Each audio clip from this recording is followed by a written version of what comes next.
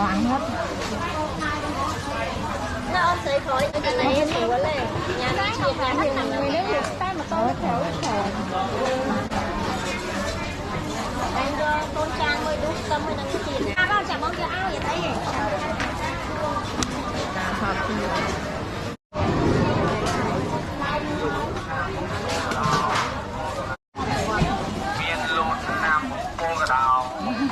Trong phơm nước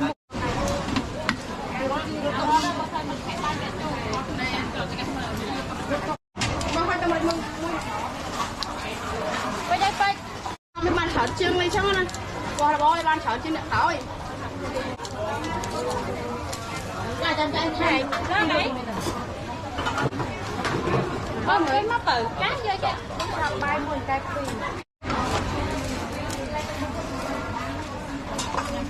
nóng này là bác nam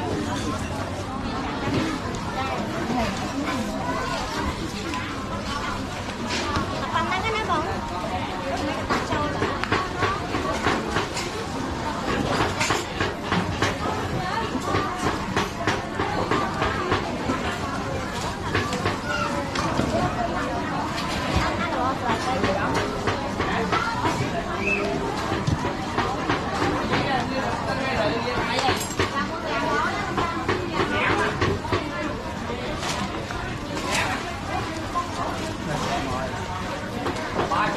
ăn kem phải áp phải ăn đấy hôm nay phải áp kem mẹ tha đi phải bắt ngay chết mà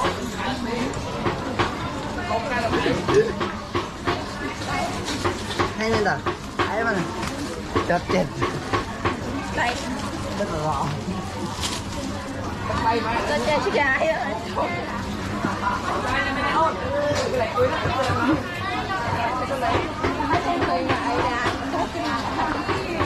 cái trang ai mà con sai trang cái dân con sai hai chơi mình im lặng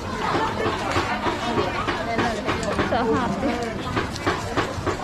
cái chung này cái như này lấy được bao giờ nè cái lại lại dân như thế là đây cái không xa thì nhau chưa bình thường qua thằng gia đã ta kia tu chứ cái nhà kia người ta đây tu nhiều kia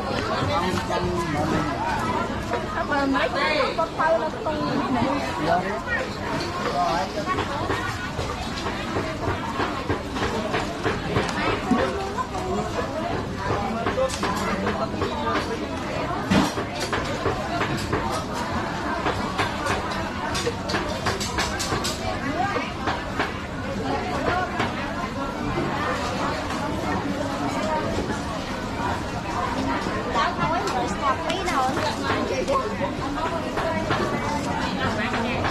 muối bông năng muối một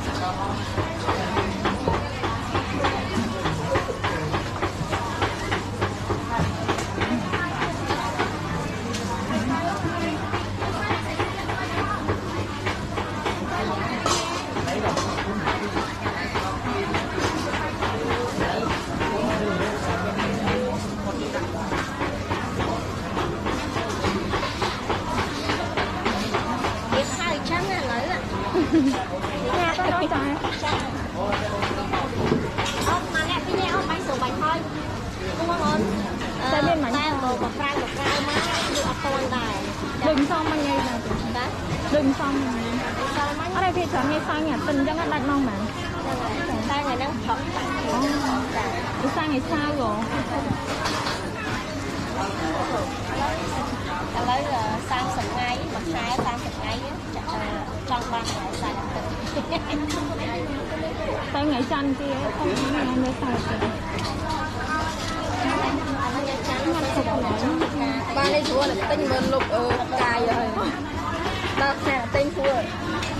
Lục cài thua khoa cái này ngay mà.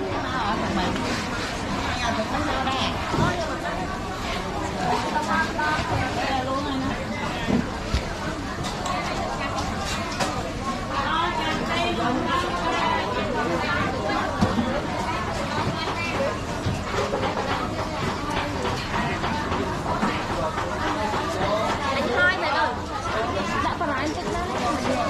Mà vô cái sọ này. Được sọ sắp đó má.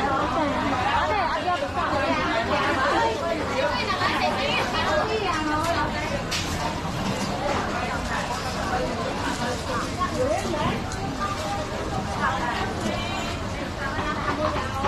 Hai bà con ăn hết. Nó ôm sợi khỏi nha mấy vậy. Vậy chẳng có bữa nào bòn. Anh chụp rồi.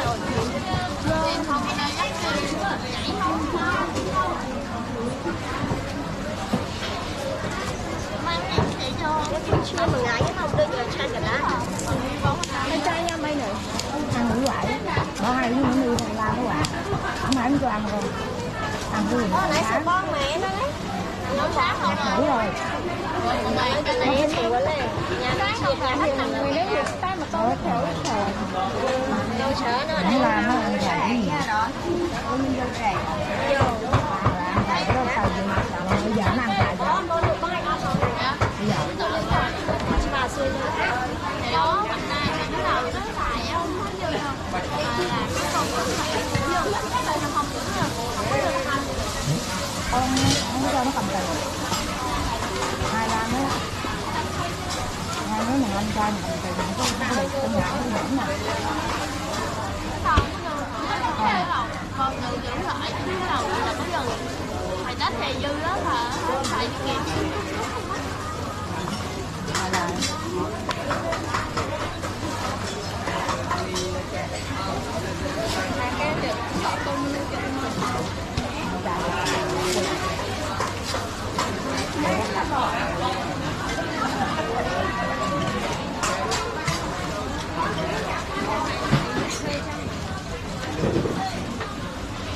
nhà bông xanh mẹ Không nắng chắc là ba hai lần này.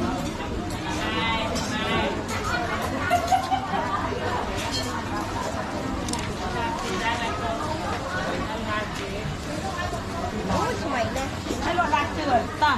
Tao đi. dạ ấp bên Hơi lo mà. đâu thật bay cầm on được ngay tại trạng ăn tụ mà ngoài tạo cho một món mới có sợ cả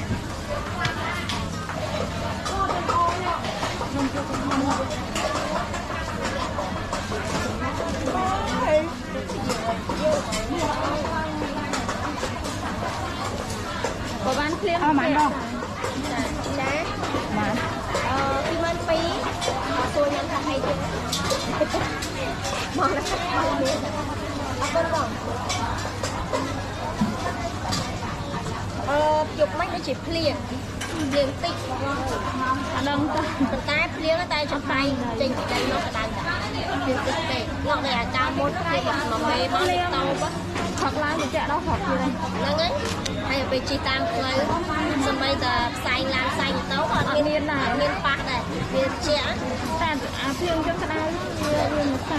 Vâng, sao mấy đó bay dù bay thôi. Tiêu khăn.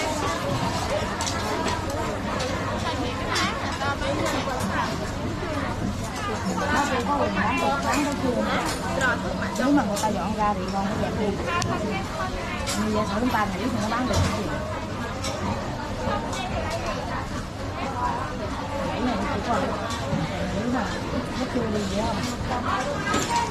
nếu bữa nào còn rảnh đi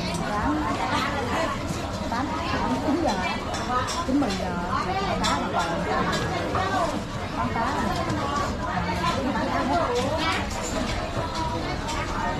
nên bạn bán rau cứ những cá là mình rau nó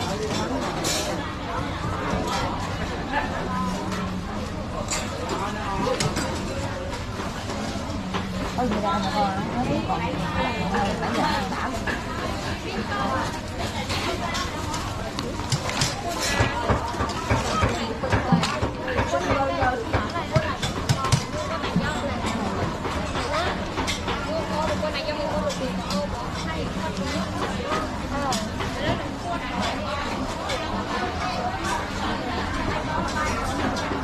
Tên miếng tại đây chọc trắng ấy.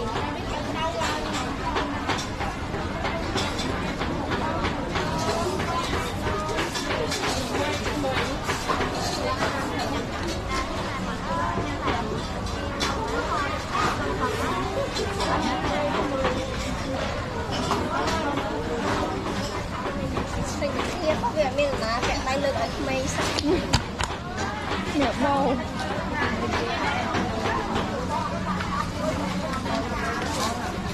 Ôn ơi, mau, dùng chám nè.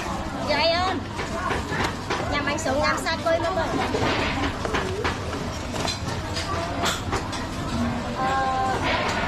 Lực hạt trở lại.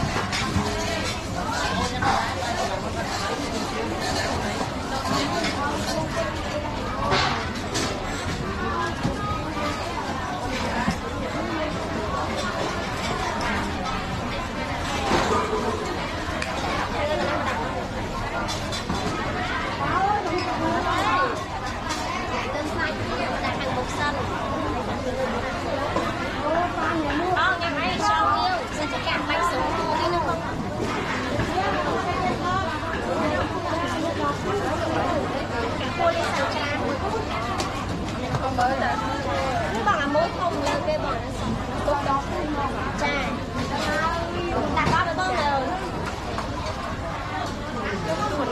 cái này tăng được lớn đà nó sai Tăng đi thật.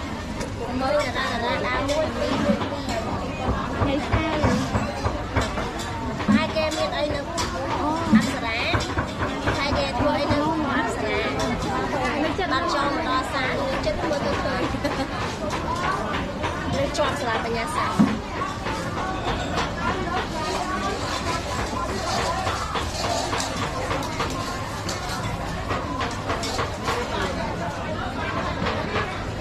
thì chị ăn nó bắn khi mà nó nhanh quá cái lái còn nào ra đặt cho cả hai người bọn nó cua đá tay mình trong phone từ cây từ chu chứ hay rồi cái tàu từ hai từ châu như thế có tôi thì anh vui thấy một mày mà mới ta thua ấy bọn nó của Việt Nam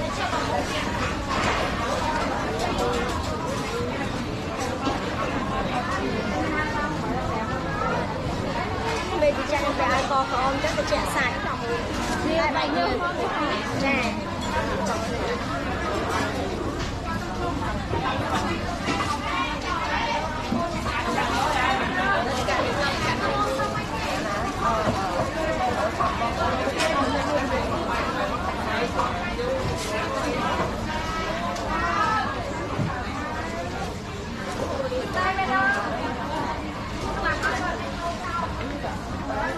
người con đặt đai cái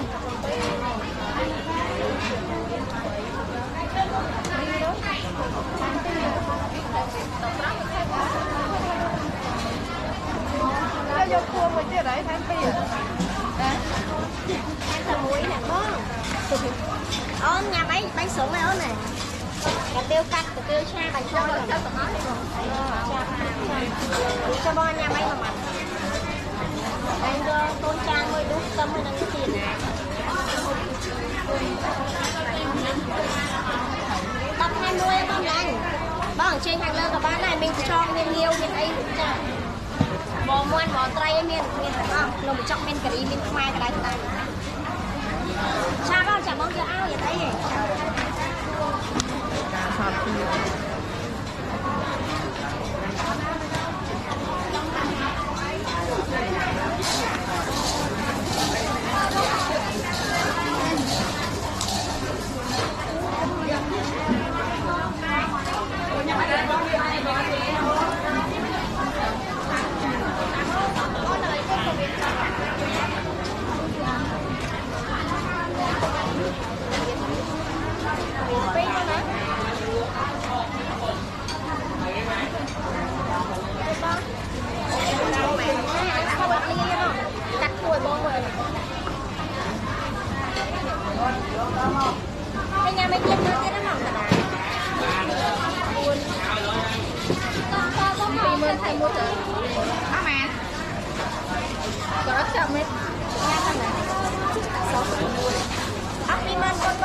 22000ដល់ free មកទៅកាត់ហើយធម្មតា6គួរតាមមួយអូនសិឈប់3ចាគួរទៅចាអូគួរមួយទៀតអស់30000បងសុំតតិចចិត្តគួរតែខ្ញុំមិនដឹងសិនបានខ្ញុំសិនថាស៊ីឲ្យបងដល់នោះបានទេចាបានអញ្ចឹងគួរហ្នឹងបងដាក់មួយទៀតបាច់ណាចាអីអូនគាត់កាត់ប្រា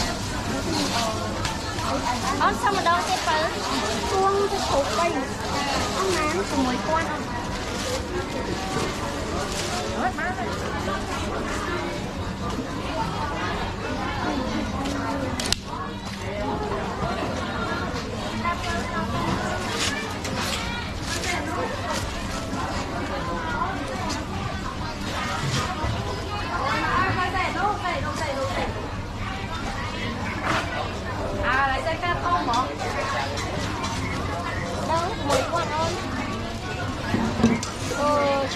ហ្នឹងហើយចូលគេមើល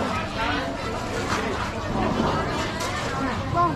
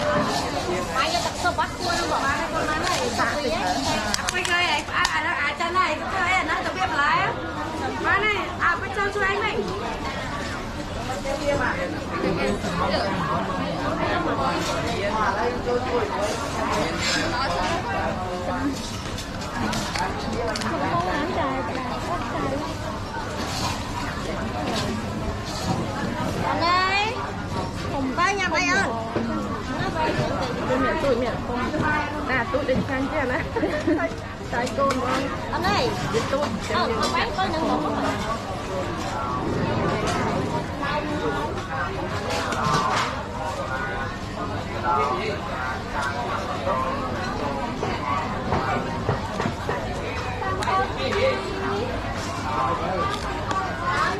có gì thì đá tôi cũng hai mươi có mà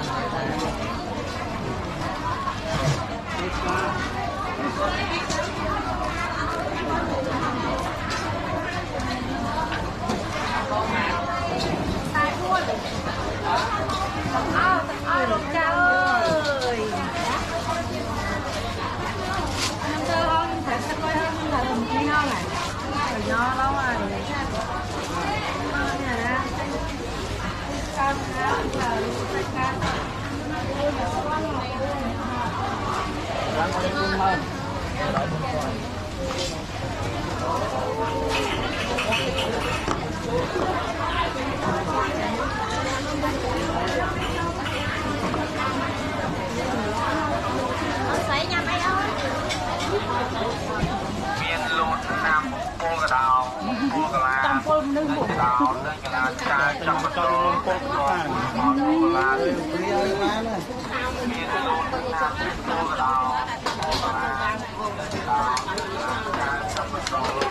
nó mới nó hai anh cái mồi nó khỏi cái mồi nhà mày ơi đây hấp lại cái này lớn tí sọ mình luôn không phải trái sọ thôi nha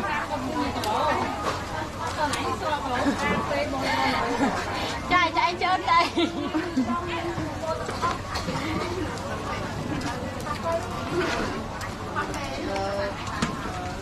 thằng quạt rồi thằng kia cho thằng con lại đập không phải quan tắt nhà Olimon được mình có học được đây ơn anh nói tập học phi kia đó cho con mong làm gì mà con ngay một trái hay cho tới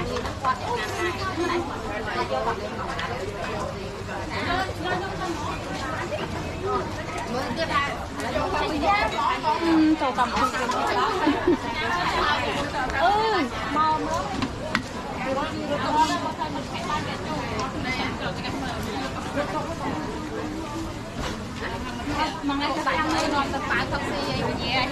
cân mơ nào thì mà cân mơ luôn đây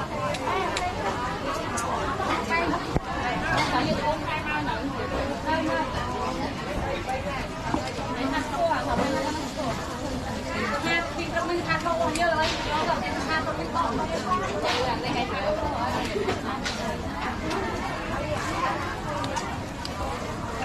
không nó là chua mà hay mà đuôi ngay từ bầu này này này to cũng thêm cái làm to hay to rồi ăn không như là mình chặt cái máy xong mình thả nó lên cùng người thì làm cho ao chơi này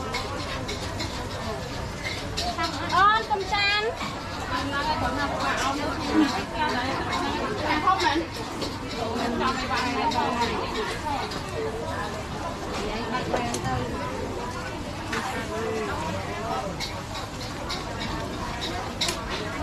thôi nhắc từ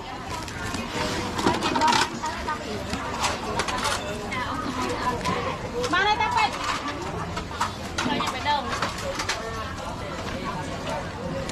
bây giờ mình còn ly sạch co ốp co á mà ly hơn đó nè thôi được chưa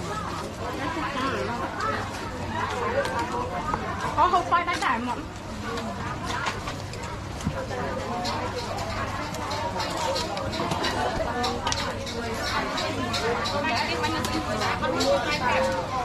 mà cho hay mình xong mà con đâu không muốn nào bỏ nó không học đâu không làm không mà không mà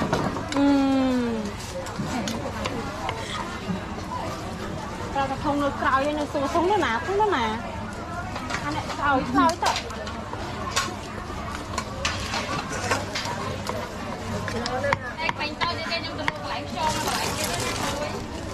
lụa đây này ta khỏi xong cái này nước cái này khỏi luôn mà năm này ta lấy sụp lụa ăn cái lụa từ đại ta tại bảo cái lụa nó bao sáng hai đi quý lụa đẹp cho này lụa này của cô này ơi nó có lụa nhiều lụa cho đang dùng lụa không đi không sao rồi lấy cho ao này này ở đây hồ đi sang lại này chị biết rồi miền mơ lại nhân chú phải vô bây giờ bạn mà anh chị biết bây giờ đã ham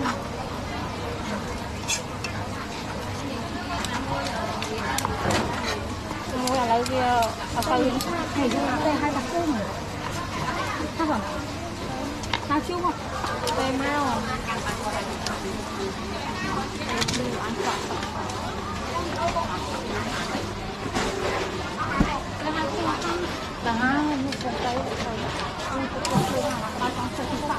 phở mẹ này bay đâu con khói nó bự con khói nó con khói nó tới khói bên bên kia rồi mà này ông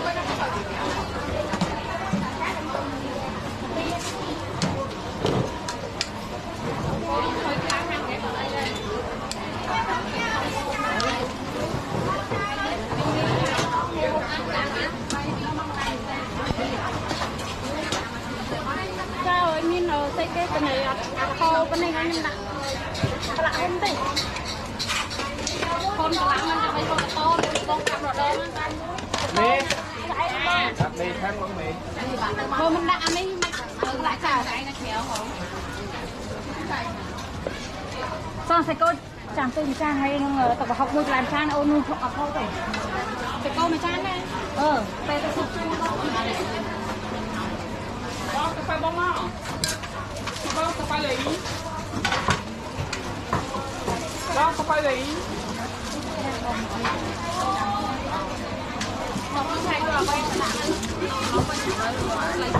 cha lỡ luộc nó ngon mặn chạy luộc nó ngon mặn mau ấy hiệp đá này tay cái này đâu đi nè cái mọc sòng tê cái món thơm màu tuôn cái lắng ấy nó sọc con màu thẻ ấy là lỡ gọi vậy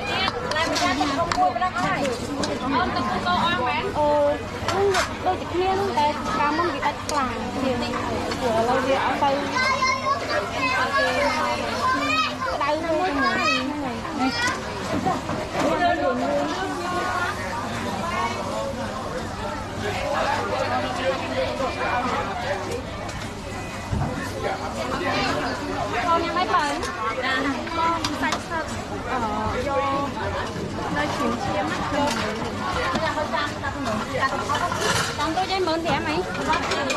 អូនមានតែប៉ុណ្នេះណាបើវាអត់មានសុបខ្លាំងណាបងយកកាត់មួយណាកាត់យកមួយទៀតនេះអាណាក៏បានអានតន់មកជាបាយមួយចាំបាយមួយទុំបាយទៅស្អាតតែខែតិចខ្ចីតែកំដៅអត់យកមិនទេអត់កន្លែងសងទៅមកទៅមកមួយไปได้ไปนี่เอาจับตะบริข้างอ้อนเราเปรี้ยนะเราเปรี้ยนะทอมเนี่ยอ้อนเลยนายอ้อน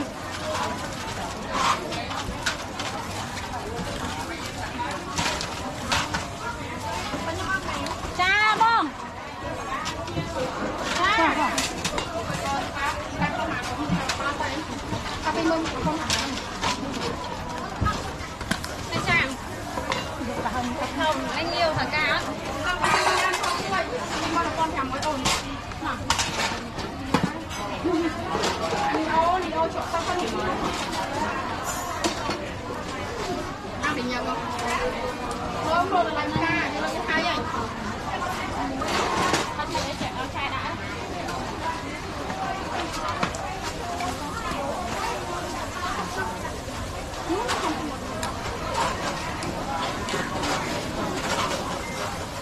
Ôi coi giờ cái hôm ăn miếng bạch.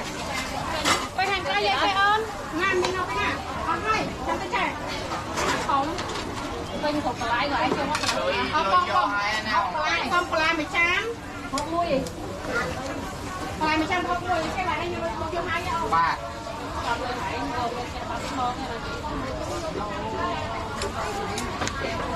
Mày sẽ review. Mua tụi ai một đây phi đây mà hai cái đồ bán cái nó ấy để trả riêng tăng con một lại với anh điên học cái cha ôi mình bơi à tôi cũng nói là không phải chồng này người chỉ làm chắc là thôi phải chồng này sợ chưa mấy chồng này qua là bôi ban sợ chưa được thôi không mà tên mền nè con là con nóng á ông cà tê hả là chân chân này đó đấy giờ là con ăn rúa nè tại con của bà là con cái mắt tử cá vậy kìa làm bài mùi cay phi ăn cái bấy cho anh tối đấy con rê nâng tại đây nó rê mà con ăn vô nông này tại cái hàng cái đạm không lên hàng cạn lên ăn cha mấy cái ăn nghe giờ nó mèo lạ mà bốc cái nó lên đây nhung nước này ăn sạch cái dân lên sạch hơi con là con ăn bằng cái xương nó lá nó ăn ngon rõ giúp ai cha hành của cha luôn cha không bay luôn của ăn bắt từ này hay mình sang nào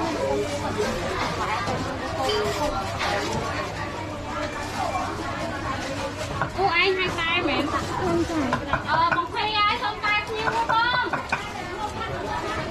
không mấy cái bột nha mẹ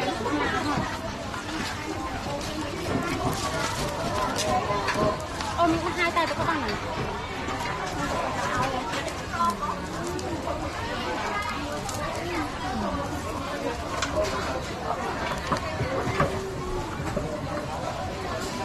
cả thôn cho anh mình khách ở trong tay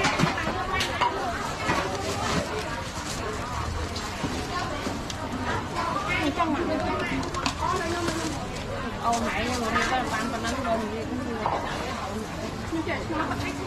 ôn bơ con nhưng cô tao mùi nó trái ơi cái nào nó làm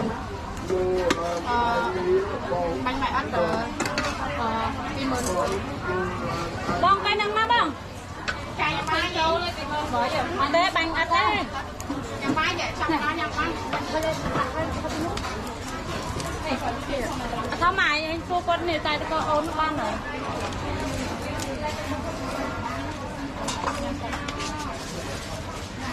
ăn mực bay ban nhưng tôi chơi cái đó để thử ăn mà phải có cấp ăn nó không sao hết tay ôi ចាឲ្យអាំបើពាន់មួយមកឲ្យតែមួយពេចពេចនេះចាប់ទៅរកផងអូនលោកព្រានណាលោកព្រានណាធំអូនអើយណែអូន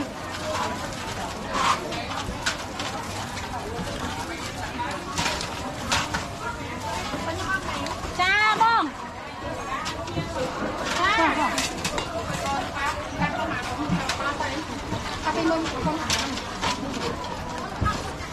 ไม่จ้างกระทำanh yêu thằng cá không có ăn ăn không thôi nhưng mà con thèm mới ổn đi ô chỗ sao con hiểu ăn thì nhiều không sớm rồi là đánh ca nhưng mà chưa hay vậy tao chỉ để chạy chai đã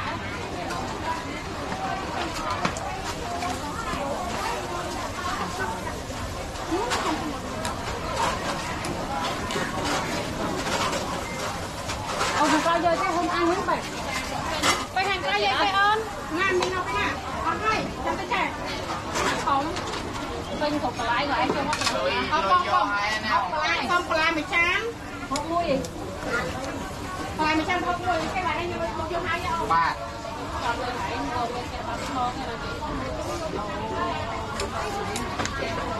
mẹ sẽ review mua tụi ai một cái phi đây bán cái lóc ấy để trả riêng tăng con của mình lại với anh không có cha mình sẽ đi tôi muốn là cô bạn chồng mẹ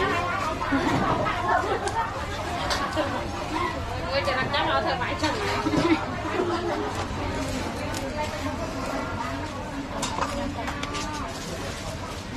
mẹ ăn mực bay ba gì nhưng tôi sưởi cái đó mình lấy thử ăn mà sai không ăn sao thế này chứ ôi nó không có bán ấy dân